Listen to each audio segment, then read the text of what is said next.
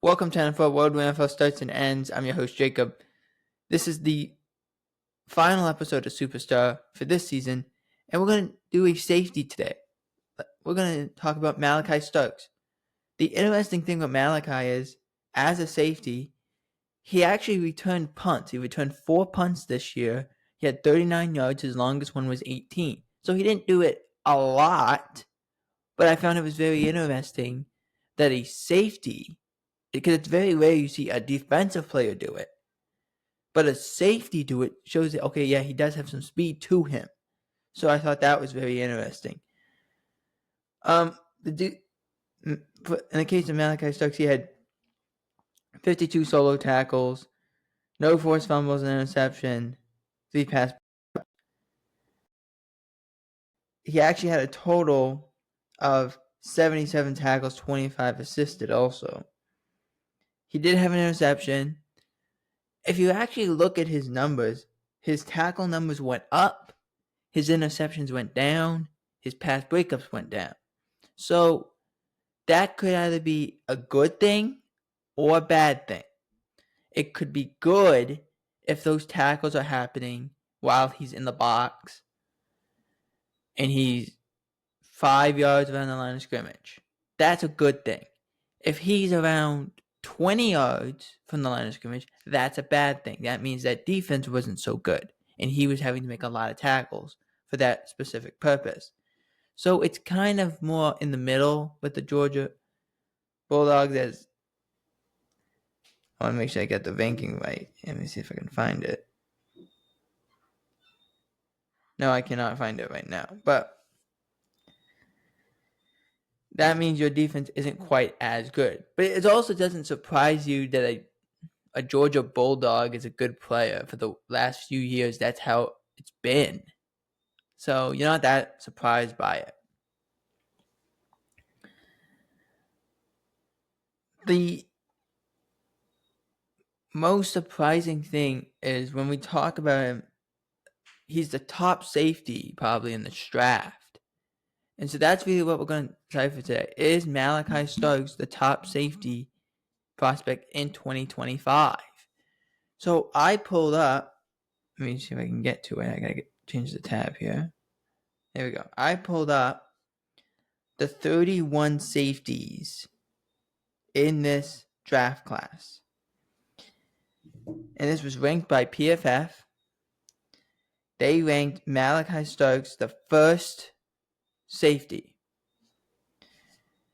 This is what they wrote down for Malaki Starks. We'll go through the names and try to get some good tidbits from each of them, I should say.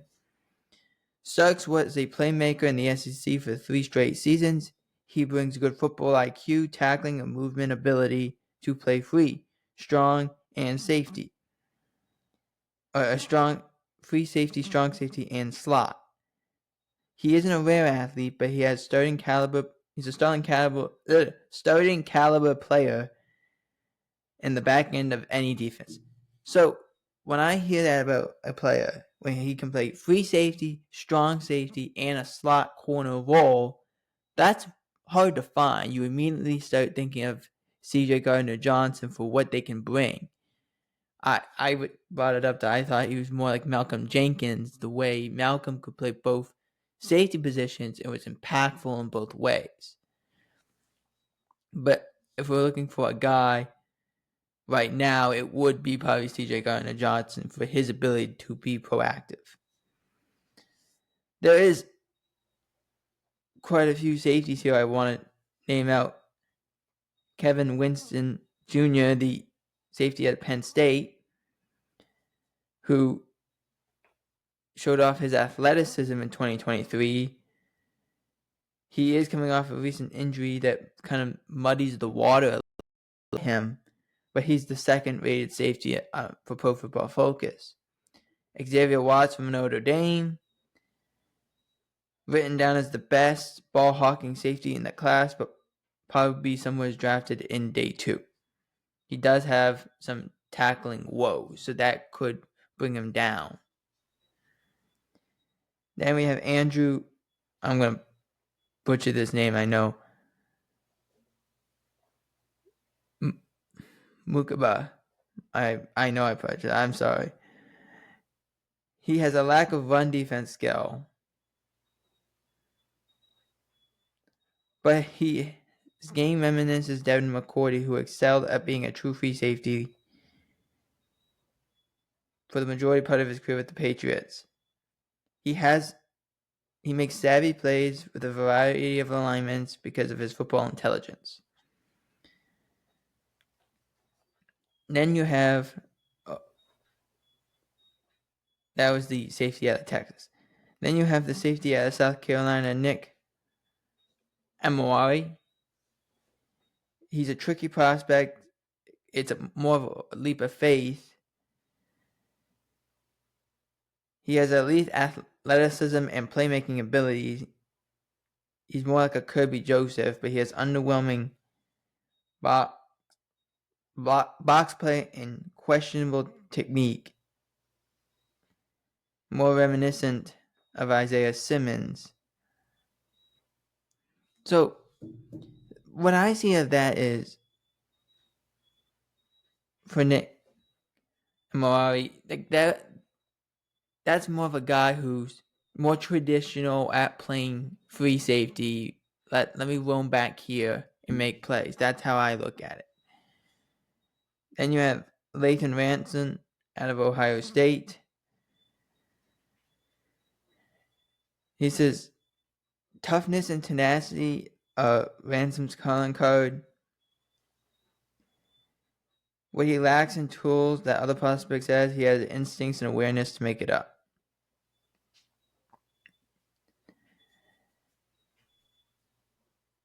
Now I'm going to... There's a couple I also want to point out. Here I want to point out Billy Bowman out of Oklahoma. As he does have tackling woes, but he's versatile in coverage and he makes big plays. That's how he was written down. Craig Woodson out of California.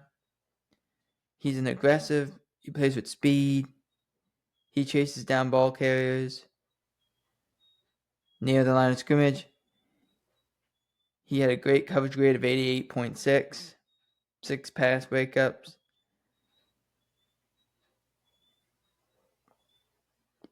Probably shouldn't trust him in man-to-man coverage, but could carve out a good special teams role.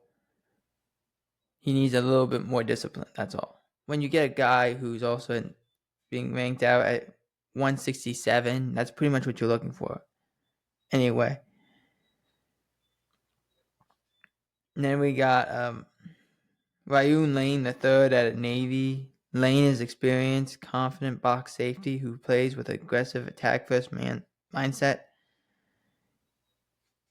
He wants to make the tackle on every snap, but for his downhill aggressiveness, that can lead to misassignments and big plays. He needs to improve discipline and coverage, but he can earn a path for a starting role.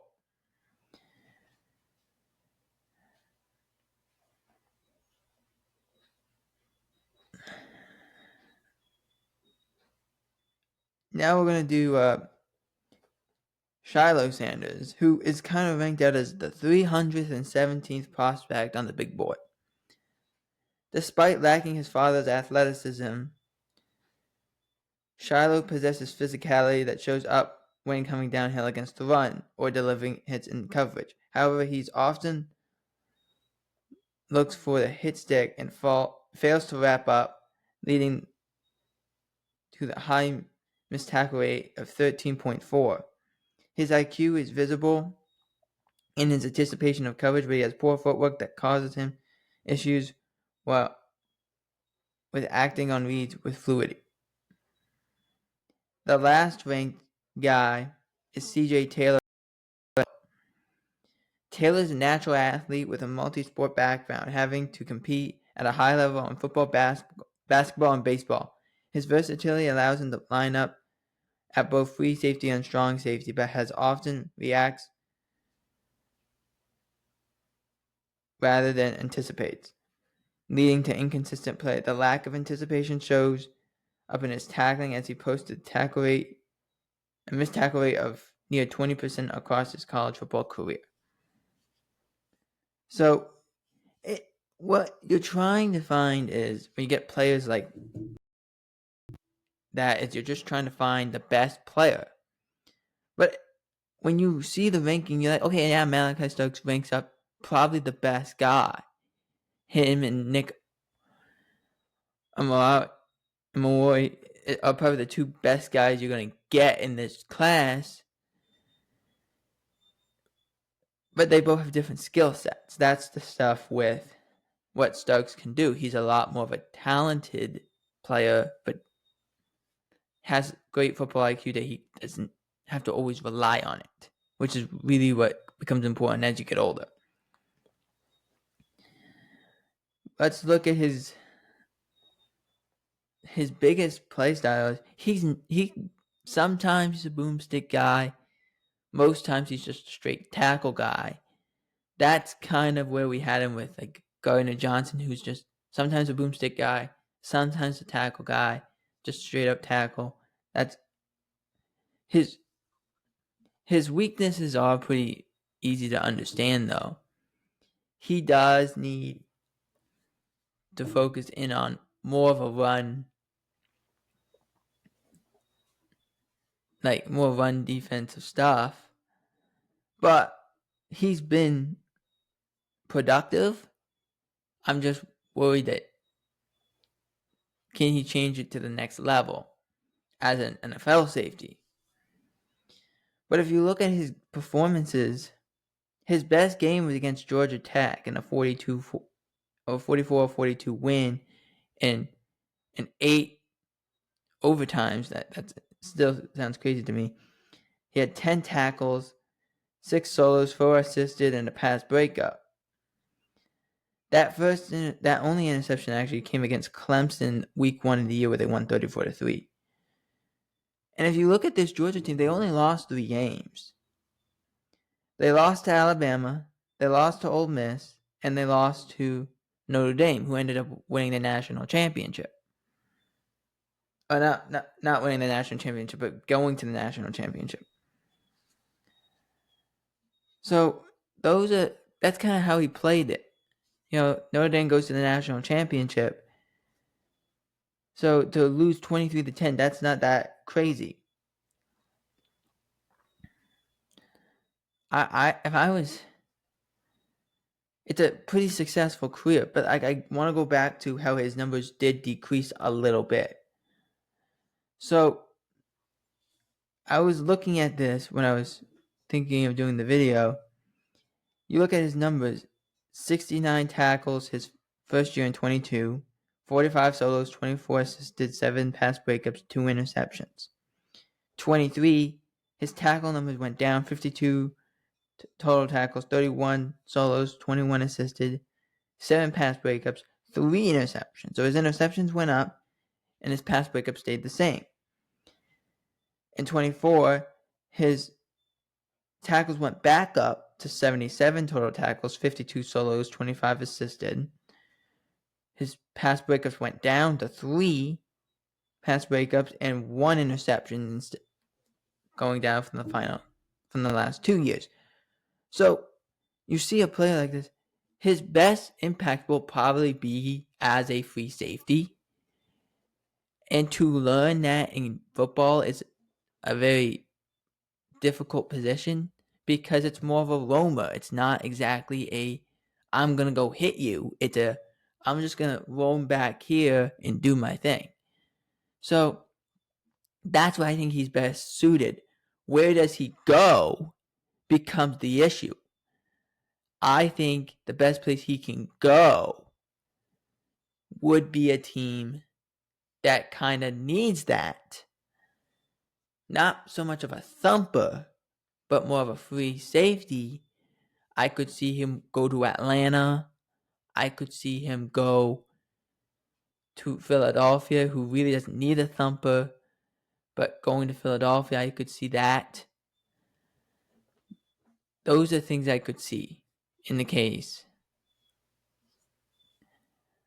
that could happen for Malaki Starks. So Atlanta and Philadelphia would be my two best bets. But what do you guys think? Do you think Malaki Starks is the top safety prospect in 2025?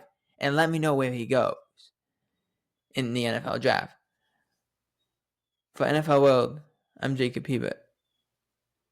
And this is the end of season 1.